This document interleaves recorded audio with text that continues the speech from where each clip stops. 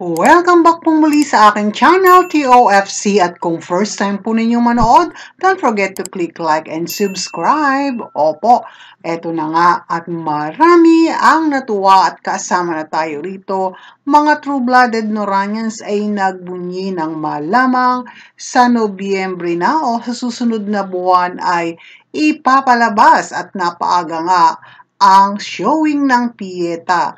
Kasalukuyan po na nagkakaroon na ng mga survey para sa pagpapareserve ng mga tickets para sa black screening ng naturang pelikula ni Ate Guy kung saan kasama niya ang aktor, politician si Alfred Vargas na siya ring producer ng naturang pelikula, ganun din ang batikang direktor at aktres na si Jean Alahar at ang award-winning actress also na si Jacqueline Jose.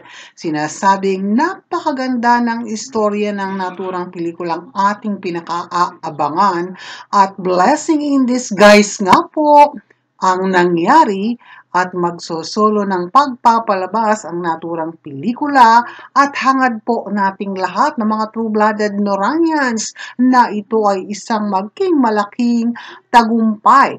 Subok at talagang napatunayang maraming beses na taliwas sa mga komento at sinasabi ng iba na hindi panig sa ating pambansang alagad ng sining na sa tuwing siya ay magkakaroon ng ganitong uri ng pagpapalabas ng pelikula, kagaya ng mga Cinemalaya showing niya noon, ay talagang blockbuster at tinatangkilik ng mga true-blooded Noranians in all walks of life ay naroroon para suportahan ang nag-iisa nating superstar.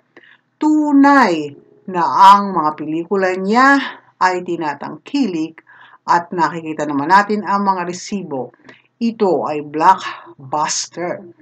Talagang kapag nora-honor ang pelikula, ay happy ang lahat ng mga Noranians. Ang pelikula ni Ate Guy is happiness for all of us.